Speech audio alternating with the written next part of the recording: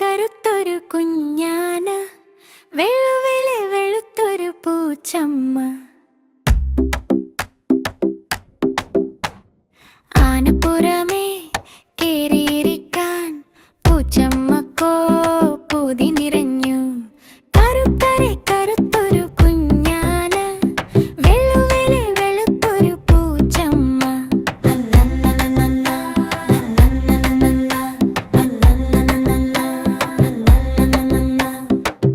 ആശപ്പെരുത്തു പൂച്ചമ്മ കഥയിതു ചൊല്ലി കുയിലോട്.